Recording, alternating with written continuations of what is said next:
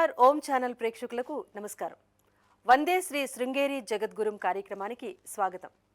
శ్రీ శృంగేరి శారదా పీఠాధిపతి జగద్గురు శ్రీ శ్రీ శ్రీ విధుశేఖర భారతీ మహాస్వామి వారి పావన పాదస్పర్శతో ఎన్నో శంకర మఠాలు ధన్యమయ్యాయి. వేదోక్త ధార్మిక పరంపరకు ప్రతిరూపంగా మహాస్వామివారు భక్తిపూర్వకంగా ఇచ్చిన అనుగ్రహ భాషణం హృదయాలను స్పందింపచేసింది. సనాతన ధర్మ సంరక్షణలో అఖండంగా ప్రవహించే శృంగేరి పీఠ మహిమ ఈ దివ్య క్షణాల్లో ప్రతిఫలించింది.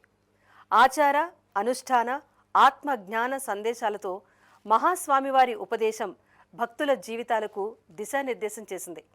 ఈ అపూర్వ ధార్మిక దివ్య ప్రవచనాలను భక్తిభావంతో జగద్గురు చరణాలకు ప్రణమిలుతూ ప్రత్యక్షంగా దర్శించి తరిద్దాం. ఆ రోజు మైత్రేయదేవికి యాజ్ఞవల్క్య మహర్షి తత్వాన్ని ఉపదేశించాడు. అది అక్కడికి అయిపోలేదు. ఆ తత్వమే ఇవాళకి కూడా మనం తరించాలన్నా కూడా అదే తత్వమే మనకు కావాలి. ఏదో వాళ్ళిద్దరు మాట్లాడుకున్నారు, అక్కడికి అయిపోయింది. ఇప్పుడు భగవద్గీత ఏదో కృష్ణుడు అర్జునుడు మాట్లాడుకున్నారు, అక్కడికి అయిపోయింది అని మనం వదిలేస్తే అలా ఒకవేళ అలా కనుక వదిలేస్తే అది వాళ్ళిద్దరు మాట్లాడుకున్నదంతే, మనకు సంబంధం లేదు అని వదిలేస్తే మనకంటే పెద్ద మూర్ఖుడు ఈ ప్రపంచంలో ఇంకోటి ఉన్నాడు.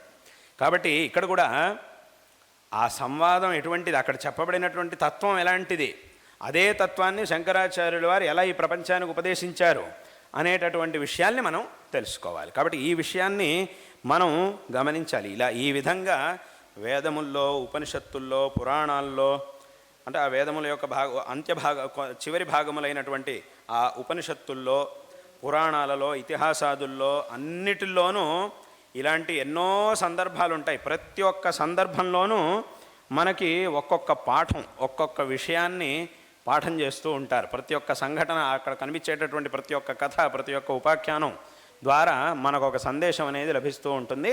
ఆ సందేశాన్ని ఎవరైతే, అంటే దేన్ని మనం అక్కడ చూడాలి అనేదాన్ని మనం సరిగ్గా గమనించి ఏం సందేశాన్ని ఇస్తున్నారు ఈ కథ ద్వారా అనేదాన్ని మనం చక్కగా తెలుసుకున్నప్పుడు మనం వివేకవంతులం అవ్వగలుగుతాం. తద్వారా మనం తరించడానికి సాధ్యం అవుతుంది. కాబట్టి అక్కడికి ఇంత గొప్ప తత్వాన్ని శంకరాచార్యుల వారు ఈ జగత్తుకు ఉపదేశించారు. దేన్ని తెలుసుకున్న తర్వాత ఇంకా తెలుసుకోవడానికి వేరే విషయాలే ఉండవో, మిగలవో, ఇంకా తెలుసుకోవాల్సినటువంటి అవసరము మనకు ఉండదు. అటువంటి తత్వాన్ని ఈ జగత్తుకు శంకరుడు ఉపదేశించారు.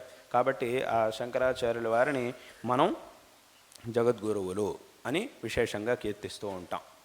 శంకరాచార్యుల వారు అద్వైత తత్వాన్ని ఉపదేశించారు. అదేవిధంగా ఆ క్షీణిస్తూ ఉన్నటువంటి భక్తి మార్గాన్ని, కర్మ మార్గాన్ని కూడా శంకరాచార్యుల వారు విశేషంగా బోధించారు. అందరూ కూడా, ఎందుకంటే తత్వజ్ఞానం అనేది ఏదైతే ఉందో ఆ తత్వం, వేదాంతం, దానికి సంబంధించినటువంటి విషయాలు ఏవైతే ఉంటాయో వాట్లని మనం నేరుగా తెలుసుకోలేం. ఒకవేళ వాట్లని తెలుసుకోవాలంటే దానికి కావలసినటువంటి యోగ్యత మనకు ఉండాలి. ఆ యోగ్యతని మనం సంపాదించుకోవాలి అనంటే అప్పుడు మనం ఈ భక్తి మార్గంలోనూ కర్మ మార్గంలోనూ వెళ్ళాలి. భక్తి మార్గంలో భగవంతుడిని విశేషంగా ఆరాధించాలి. కర్మ మార్గంలో మనకి విహితమైనటువంటి అనుష్ఠానాదుల్ని అనుష్ఠించాలి. తద్వారా విశేషమైనటువంటి యోగ్యతని పొందాలి. ఆ తర్వాత జ్ఞాన మార్గంలోకి, ఆ తత్వజ్ఞాన మార్గంలోకి వెళ్ళాలి. అలా వెళితే మనకి జ్ఞానం వస్తుంది. అంటే భక్తి మార్గము, కర్మ మార్గం, ఈ రెండిటి ద్వారా మనం జ్ఞాన మార్గంలోకి వెళితే అప్పుడు మనకి జ్ఞానం వస్తుంది.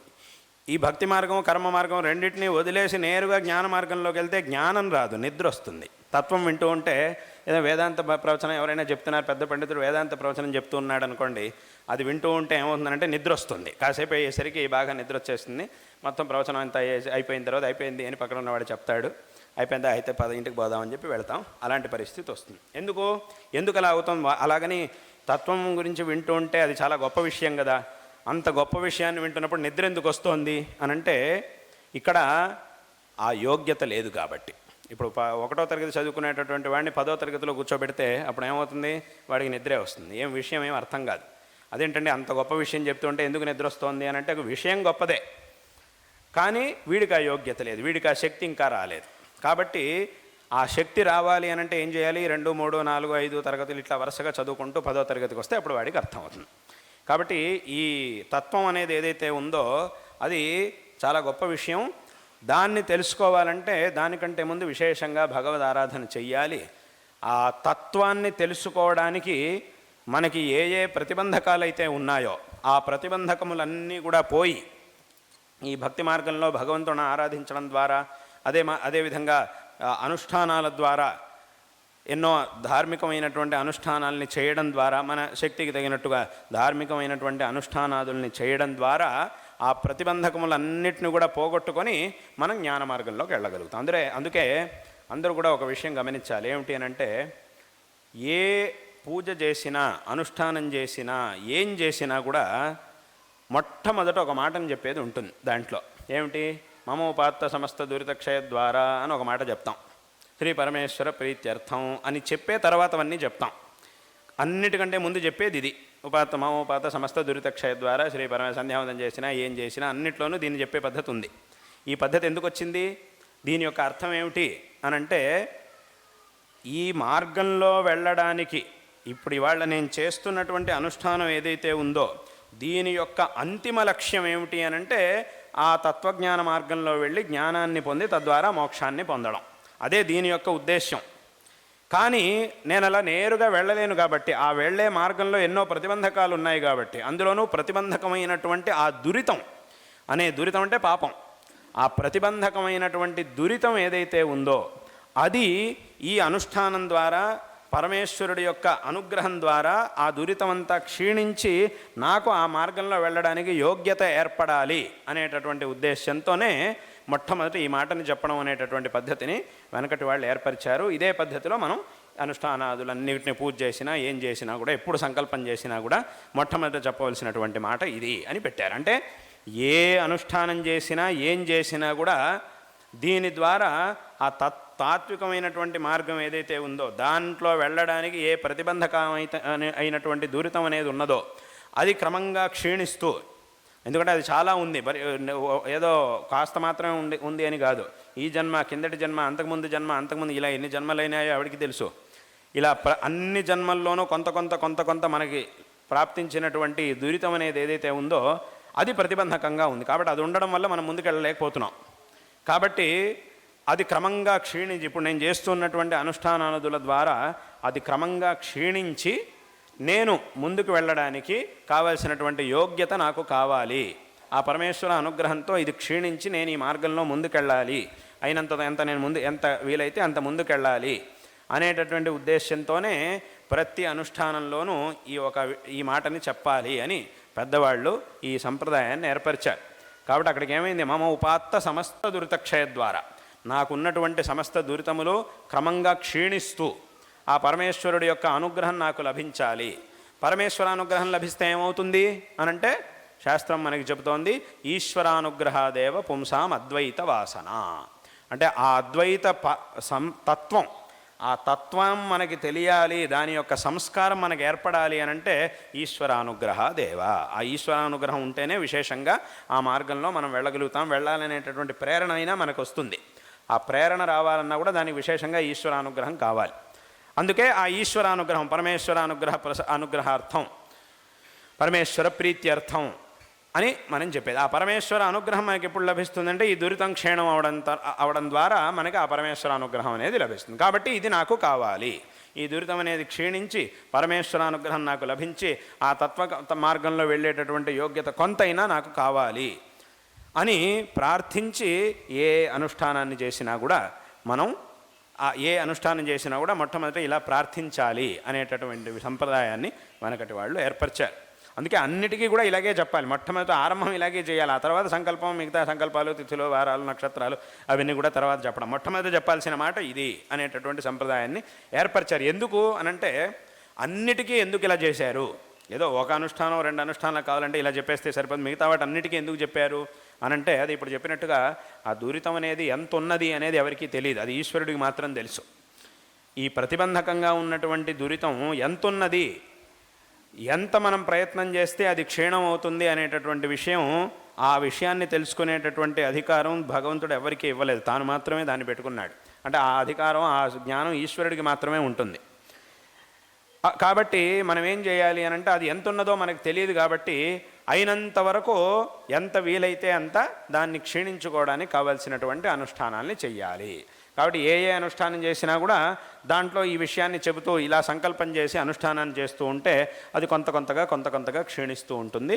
మొత్తం క్షీణించిన తర్వాత ఆ మార్గంలో వెళ్ళేటటువంటి పరిపూర్ణమైన యోగ్యత ఖచ్చితంగా మనకి లభిస్తుంది అనేటటువంటి విషయంలో ఏమాత్రం సందేహం. లోకంలో ఏదో పెద్ద పని చేయాల్సింది ఉంది, ఆ పని చేయడానికి బోల్డంత ఖర్చు అవుతుంది అని తెలుస్తోంది. కానీ ఎంత ఖర్చు అవుతుంది అని నిర్దిష్టంగా మనం చెప్పలేకపోతున్నాం. ఇంత ఖర్చు అవుతుంది అని మనం చెప్పలేం, కానీ బోల్డంత ఖర్చు అవుతుందని మాత్రం తెలుస్తోంది. అప్పుడు మనం ఏం చేస్తాం, ఇలాంటి పరిస్థితి ఉన్నప్పుడు ఏం చేస్తామంటే వీలైనంత వరకు అన్ని చోట్ల నుంచి ధనాన్ని సంగ్రహించడానికి ప్రయత్నం చేస్తాం. ఎందుకంటే ఎంత ఖర్చు అవుతుందో తెలియదు. కాబట్టి వీలైనంత మన చేతిలో ఉండాలి అని చెప్పి వీలైనంత వరకు మనం ధనాన్ని సంగ్రహిస్తాం. ఎక్కడెక్కడి నుంచి మనం సంగ్రహించగలుగుతామో అన్ని చోట్ల నుంచి సంగ్రహించి పెడతాం. ఒకవేళ మనం అనుకున్న దానికంటే అనుకున్నది అక్కడికి సరిగ్గా సరిపోయింది, మనం సంగ్రహించింది ఈ పనికి కావాల్సినంత సరిపోయింది, రెండు సమానంగా అయిపోయినాయనంటే సంతోషం. ఒకవేళ మనం అనుకున్న దానికంటే తక్కువే ఖర్చు అయింది, ఇంకా చాలా మిగిలింది అని అంటే ఇంకా సంతోషం. దీన్ని మళ్ళీ ఇంకేదో పనులకు ఉపయోగించుకోవచ్చు, వేరే పనులకు ఉపయోగపడుతుంది, అదేం వ్యర్థమేం కాదు, వేరే పనులకు ఉపయోగపడుతుంది. కానీ ఇబ్బంది ఎప్పుడు వస్తుంది అని అంటే మనకు కావాల్సిన దానికంటే తక్కువ అయినప్పుడు మాత్రమే మనం ఇబ్బంది పడాల్సి వస్తుంది. మరి మిగతా దానికోసం ఏం చేయాలి, ఎక్కడికి వెళ్ళాలి, ఎవరిని అడగాలి అని ఇబ్బంది పడాల్సి వస్తుంది. కాబట్టి అక్కడికి ఏమైంది అంటే ఇలా మనకి ఇదమిత్తంగా నిర్దిష్టంగా ఇంత కావాలి అని తెలియనప్పుడు మనం ఏం చేయాలి అని అంటే అయినంత వరకు ఇలా సంగ్రహించేటటువంటి ప్రయత్నం మనం లోకంలో చేస్తాం. అదేవిధంగా ఇక్కడ కూడా ఆ దూరితం అనేది ఎంత ఉన్నది మనిషికి అనేటటువంటిది ఆ జ్ఞానం ఈశ్వరుడు తప్ప ఇంకెవరికీ లేదు. కాబట్టి ఎన్ని అనుష్ఠానాలను చేయడం ద్వారా దీన్ని మనం క్షీణించుకోగలుగుతాం అనేటటువంటి జ్ఞానం మనకి లేదు. కాబట్టి అయినంత వరకు ఏం చేసినా కూడా దాని ద్వారా కొంత ఈ దూరితం అనేది క్షీణం అవ్వాలి అని ప్రార్థించడం అనేటటువంటి పద్ధతిని మనకటి వాళ్ళు తీసుకొచ్చారు. కాబట్టి ఈ అనుష్ఠానాదులే అంటే అక్కడికి ఏమైందంటే ఆ తాత్వికమైనటువంటి మార్గంలో వెళ్ళడం కోసం ఈ కర్మ మార్గంలో కర్మలను అనుష్ఠించడం, భక్తి మార్గం ద్వారా విశేషంగా భగవంతుణ్ణి ఆరాధించడం అనేటటువంటిది మనకి చాలా చాలా అవసరమైనటువంటిది. కాబట్టి ఈ భక్తి మార్గం శంకరాచార్యుల వారు ఆ అద్వైత తత్వాన్ని కూడా ఉపదేశించారు. ఆ అద్వైత తత్వానికి కావాల్సినటువంటి భక్తి మార్గము కర్మ మార్గం ఏదైతే ఉందో దీన్ని కూడా శంకరాచార్యుల వారు విశేషంగా ఉపదేశించారు. ఎక్కడ ఉపదేశించారు భక్తి మార్గాన్ని శంకరాచార్యుల వారు ఎక్కడ చెప్పారు అని అంటే అందరికీ తెలిసినటువంటి మాటే, చాలా ప్రసిద్ధమైనటువంటి మాట, అందరూ చెప్పేటటువంటి విషయమే. ఏమిటి? భజ గోవిందం భజ గోవిందం గోవిందం భజ మూఢమతే అని శంకరులు అన్నారు. ఈ మాటని శంకరాచార్యుల వారు చెప్పి క్షీణిస్తూ ఉన్నటువంటి ఆ భక్తి మార్గం అనేది ఏదైతే ఉందో దాన్ని మళ్ళీ శంకరాచార్యుల వారు పునరుద్ధారం చేశారు. అంటే ఆ భక్తి మార్గం యొక్క గొప్పతనాన్ని కూడా శంకరాచార్యుల వారు విశేషంగా ఉపదేశించారు. చాలామంది ఏమనుకుంటూ ఉంటారు అనంటే శంకరాచార్యుల వారు అద్వైతాన్ని ఉపదేశించారు కదా, అద్వైతం అంటే అంతా ఉన్నది ఒకే ఒక వస్తువు, బ్రహ్మ తప్పితే ఇంకేమీ లేదు, బ్రహ్మ సత్యం జగన్మిథ్యా జీవో బ్రహ్మైవ నాపరః, ఇదే కదా అద్వైతం అని అంటే. అక్కడికి అద్వైతంలో బ్రహ్మ అనే వస్తువు తప్ప ఇంకేమీ సత్యం కాదు, ఇంకేమీ లేదు అని కదా. కాబట్టి అక్కడికి ఏమైందంటే ఈ భక్తి మార్గం అనేది ఏదైతే ఉందో దీనికి ఆ అద్వైత తత్వంలో స్థానమే లేదు అని చాలామంది అంటూ ఉంటారు. ఎందుకంటే ఇప్పుడు భక్తి అనేది ఎప్పుడు కుదురుతుంది? ఆయన భగవంతుడు, నేను భక్తుణ్ణి, ఆయన వేరు, నేను వేరు, నేను ఆయన్ని ఆరాధిస్తూ ఉన్నాను అనేటటువంటి స్థితి ఉన్నప్పుడు వీడు భక్తుడు, వీడు భగవంతుడు, ఈయన భగవంతుడు, వీడు భక్తుడు అనేటటువంటి విభాగం ఉన్నప్పుడు మాత్రమే కదా ఆ భక్తి అనేది కుదురుతుంది. అంతా ఒక్కటే అని చెప్పినప్పుడు అప్పుడు భక్తి అంతా ఒక్కటే అన్నప్పుడు అక్కడికి భగవంతుడు అనేవాడు ప్రత్యేకంగా లేడు, భక్తుడు అనేవాడు ప్రత్యేకంగా లేడు, అంతా ఒకటే. కాబట్టి ఇక్కడ భక్తికి స్థానమే లేదు కదా, భక్తిని ఎలా చేయగలుగుతాం? కాబట్టి అక్కడికి అద్వైతంలో భక్తికి స్థానమే లేదు కదా అని చాలామంది అనుకుంటూ ఉంటారు. ఇలా ప్రశ్న వస్తూ ఉంటుంది. కానీ ఇక్కడ మనం తెలుసుకోవాల్సినటువంటి విషయం ఏమిటి అనంటే ఇక్కడికి ఏమైంది? నేను వేరు, భగవంతుడు వేరు, ఆయన గొప్పవాడు, నేను సామాన్యుణ్ణి, భగవంతుడి యొక్క శక్తి అనేది అపారమైనటువంటిది, నాకున్నటువంటి శక్తి చాలా అల్పమైనటువంటిది అనేటటువంటి విభాగం ఉన్నప్పుడు మాత్రమే నేను భక్తుణ్ణి, భగవంతుడి విషయంలో భక్తిని నేను పొంది విశేషంగా భగవంతుడిని ఆరాధించగలుగుతాను. ఇదేమీ లేదు, ఉన్నది ఒకే ఒక తత్వం అద్వైతం, ఒక పరబ్రహ్మ తప్ప ఇంకేమీ లేదు అన్నప్పుడు నేను వేరు, భగవంతుడు లేడు, భగవంతుడు వేరు అనేటటువంటి భేదమే లేదు. నేనే దేవుణ్ణి, నేనే భగవంతుడిని, భగవంతుడు వేరు కాదు, నేను వేరు కాదు అనేటటువంటి పరిస్థితి వస్తుంది. మరి ఇలా ఉన్నప్పుడు ఈ భక్తి అనేది ఎలా కుదురుతుంది అని ఒక ప్రశ్న అలా వస్తూ ఉంటుంది, చాలామందికి వస్తూ ఉంటుంది. కానీ ఇక్కడ మనం తెలుసుకోవాల్సినటువంటి విషయం ఏమిటి అని అంటే అక్కడికి ఏమైంది, అద్వైతంలో భక్తికి స్థానం లేదు, ద్వైతంలో మాత్రమే భక్తికి స్థానం ఉంది తప్ప అద్వైతంలో భక్తికి స్థానమే లేదు. కాబట్టి ద్వైతాన్నే మనం ఒప్పుకోవాలి తప్ప అద్వైతం అనేది సరికాదు అని చాలామంది అంటూ ఉంటారు. కానీ ఇక్కడ మనం తెలుసుకోవాల్సినటువంటి విషయం ఏమిటి అని అంటే ద్వైతంలో భక్తికి స్థానం ఉండనే ఉంది, అందులో మనకేం సందేహం లేదు. కానీ ఇక్కడ మనం తెలుసుకోవాల్సినటువంటి విషయం ఏమిటంటే ద్వైతానికంటే కూడా వాస్తవంగా అద్వైతంలోనే భక్తికి ఇంకా విశేషమైనటువంటి స్థానం ఉన్నది. చాలామంది ఏమనుకుంటూ ఉంటారు, అద్వైతంలో స్థానం లేదు, ద్వైతంలో అయితే బాగా ఉంటుంది స్థానం భక్తికి అని అనుకుంటూ ఉంటారు. కానీ అలా కాదు. అసలు విషయం ఏమిటి అని అంటే ద్వైతం కంటే కూడా అద్వైతంలోనే ఇంకా బాగా భక్తికి స్థానం అనేది ఉంటుంది. ఎందుకు ఇది ఎలా కుదురుతుంది? ఎందుకంటే ఇప్పుడు చెప్పినట్టుగా అద్వైతంలో అంటే భేదమే లేదు కదా, తేడానే లేదు అన్నప్పుడు ఇక్కడ భక్తికి ఎక్కడ అవకాశం ఉంది అని ప్రశ్న ఉంది. కానీ ఇక్కడ మనం తెలుసుకోవాల్సినటువంటి విషయం ఏమిటి అని అంటే ద్వైతంలో భగవంతుడు వేరు, నాకంటే భగవంతుడు వేరుగా ఉన్నాడు, ఆయన కంటే వేరుగా నేనున్నాను అనేటటువంటి స్థితి ఉంటుంది. అద్వైతంలో ఎలా ఉంటుంది అని అంటే నా యొక్క ఆత్మ భగవంతుడు ఇద్దరు కూడా ఒకటే, ఇద్దరిలో భేదం అనేది లేదు అనేటటువంటి స్థితి అద్వైతంలో ఉన్నది. అంటే ఇక్కడ అద్వైతంలో అభేదం అనేది ఉన్నది, ద్వైతంలో భేదం అనేది ఉన్నది. ఇక్కడ ఒక విశేషమైనటువంటి విషయం ఏమిటి అంటే అసలు భక్తి అనంటే ఏమిటి? ఆ భగవంతుడి విషయంలో నిరతిశయమైనటువంటి ప్రేమ, నిరతిశయమైనటువంటి ప్రీతి, దీన్నే భక్తి అని అంటారు. అంటే ఏ విధమైనటువంటి కారణములు లేకుండా అహేతుకమైనటువంటి ప్రీతి అనేది ఏదైతే ఉంటుందో అదే భక్తి అని అంటే. ఇటువంటి అహేతుకమైనటువంటి ప్రీతి ద్వైతంలో కంటే అద్వైతంలో మాత్రమే ఇంకా బాగా చెప్పడానికి సాధ్యమవుతుంది. ఎందుకు, ఎలాగా అనంటే ఇక్కడ మనం తెలుసుకోవాల్సినటువంటి విషయం ఏమిటంటే ఈ లోకంలో ప్రతి ఒక్క మనిషి ఎవరినైతే ప్రేమిస్తాడో, అంటే ఎవరి మీద విశేషమైనటువంటి ప్రేమని కలిగి ఉంటాడో ఒక మనిషి, వాళ్ళు సుఖంగా ఉండాలి అని కోరుకుంటూ ఉంటాడు. ఇది లోకంలో మనిషికి సహజంగా ఉండేటట్టు. తన తల్లిదండ్రుల్ని చక్కగా బాగా ప్రేమిస్తాడు కొడుకు. పిల్లలు తల్లిదండ్రుల మీద విశేషమైనటువంటి ప్రేమ ఉంటుంది పిల్లలకి. కాబట్టి మా తల్లిదండ్రులు సుఖంగా ఉండాలి అని కోరుకుంటారు. అథవా అన్నదమ్ముల మీద ప్రేమ ఉంటుంది, వాళ్ళు సుఖంగా ఉండాలి. పిల్లల మీద ప్రేమ ఉంటుంది, వాళ్ళు సుఖంగా ఉండాలి. అథవా స్నేహితులు వీళ్ళందరి మీద ప్రేమ ఉంటుంది, వాళ్ళు సుఖంగా ఉండాలి. ఇలా ప్రతి ఒక్క మనిషి ఎవరి మీదైతే విశేషమైనటువంటి ప్రేమని ఆదరాన్ని కలిగి ఉంటాడో మనస్సులో, వాళ్ళు సుఖంగా ఆనందంగా ఉండాలి అని కోరుకుంటూ ఉంటాడు. ఇది మనిషికి ఉన్నటువంటి స్వభావం. కానీ అందరికంటే కూడా ఎక్కువగా ఆనందంగా ఉండాలి అని కోరుకునేది ఎవరి గురించి? మిగతా వాళ్ళకంటే కూడా అనంటే తన గురించి. తాను సుఖంగా ఉండాలి అని మనిషి ఎప్పుడూ కోరుకుంటూ ఉంటాడు. వేరే వాళ్ళు సుఖంగా ఉండాలి, కానీ వాళ్ళకంటే కూడా ఎక్కువగా తాను సుఖంగా ఉండాలి. ముందు తాను సుఖంగా ఆనందంగా ఉండాలి అని మనిషి కోరుకుంటూ ఉంటాడు. వేరే వాళ్ళ సుఖాన్ని ఎందుకు కోరుకుంటున్నాడు అనంటే అక్కడ కూడా కారణం ఏమిటి అనంటే కేవలం వాళ్ళ సుఖం మాత్రమే కాదు, వాళ్ళు సుఖంగా ఉంటేనే వీడు సుఖంగా ఉండగలుగుతాడు. వాళ్ళకేమైనా ఇబ్బంది వచ్చింది అనంటే వీడు ఆనందంగా ఉండలే, అంటే వీడి యొక్క ఆనందాన్ని కోల్పోవాల్సి వస్తుంది. వాళ్ళ మీద వీడికి ఆ ప్రేమ అనేటటువంటి ఆ పాశం ఉన్నది కాబట్టి, అదొక నిర్బంధం ఉంది కాబట్టి, వాళ్ళు ప్రేమగా సుఖంగా ఉన్నప్పుడు మాత్రమే వీడు సుఖంగా ఉండగలుగుతాడు. కాబట్టి అక్కడికి ఏమైంది అంటే వాళ్ళు గనక సుఖంగా ఉండకపోతే, వాళ్ళకి ఏమైనా దుఃఖం వస్తే అది అక్కడికే ఆగదు, తనకి ఆ దుఃఖం తాను దుఃఖపడాల్సి వస్తుంది. ఎందుకంటే వాళ్ళ మీద వీడికి ఆదరం అనేది ఉంది కాబట్టి. కాబట్టి అక్కడికి ఏమైంది, వాళ్ళు సుఖంగా ఉండాలి అని కోరుకుంటున్నది ఎందుకోసం అనంటే తాను సుఖంగా ఉండడం కోసం. వాళ్ళు సుఖంగా లేరు అనంటే తద్వారా వీడు సుఖంగా ఉండలేడు. కాబట్టి వీడు సుఖంగా ఉండాలంటే వాళ్ళు సుఖంగా ఉండాలి. కాబట్టి అక్కడికి ఏమైందనంటే ఇంకొకరి సుఖాన్ని మనిషి కోరుకునేది దేనికోసము అనంటే అక్కడ అంతిమంగా ఉండేటటువంటి విషయం తన సుఖమే.